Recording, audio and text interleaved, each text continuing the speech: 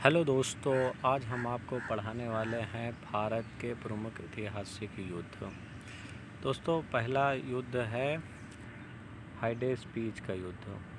हाइडेस्पीच का युद्ध समय 326 ईसा पूर्व है। इस बीच सिकंदर और पंजाब राजा पोरस के बीच हुआ था, जिसमें सिकंदर की विजय हुई। दोस्तों, हाइडेस्पीच का युद्ध समय 326 ईसा पूर्व याद कर लेना। किसके बीच हुआ था? सिकंदर और पंजाब के राजा कौन थे? पोरस थे, जिनके बीच हुआ था, जिसमें जीता कौन था? सिकंदर ने जीता था। सेकेंड लड़ाई दोस्तों, कलिंग की लड़ाई। कलिंग दोस्तों, इसका समय है 261 ईसा पूर्व। किसके बीच कलिंग का युद्ध? सम्राट अशोक कलिंग आक्रमण किया। युद्ध में रक्तचाप को देखकर उसने युद्ध न करने की कसम खाई। दोस्तों, कलिंग की लड़ाई इतनी भयानक थी कि अशोक इतना रक्तचाप देख के भयभीत हो गया था, इसीलिए उसने युद्ध न करने की कसम खाई थी।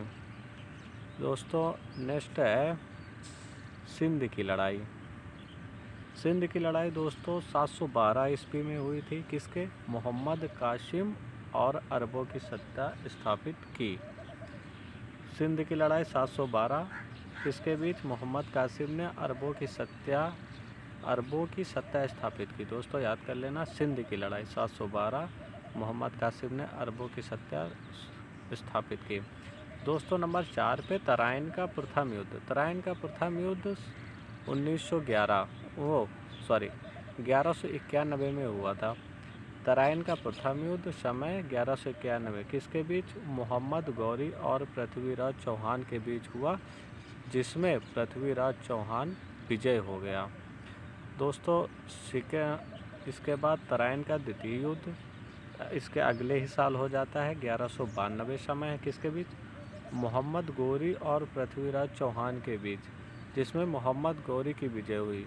दोस्तों, पहले में मोहम्मद गौरी और पृथ्वीराज, जिसमें पृथ्वीराज चौहान ने जीता, लेकिन सेकंड में मोहम्मद गौरी और पृथ्वीराज चौहान के बीच हुआ, लेकिन जीती किसने? मोहम्मद गौरी ने, और पृथ्वीराज चौहान की यहीं पे हत्या कर दी गई थी। दोस्तों, अगला युद्ध है चंदावर का युद्ध। चंदावर का युद्ध 1194 यानी कि उसके 2 साल बाद चंदावर का युद्ध हुआ, जिसमें मोहम्मद गौरी ने कन्नौर राजा जयचंद को हराया था। दोस्तों, इसके बीच है पानीपत का युद्ध। पानीपत का प्रथम युद्ध 1526 में हुआ था। मुगल शासक बाबर और इब्राहिम लोदी के बीच हुआ था। दोस्तों, पानीपत का युद्ध पहला कब हुआ था? 1526 में हुआ, जिसमें मुगल शासक बाबर ने इब्राहिम लोदी को हरा दिया था। ठीक है दोस्तों, अगला युद्ध खानवा का है। खानवा का युद्ध 1527 में दोस्तों हुआ था। बाबर ने राणा सांगा को पराजित किया।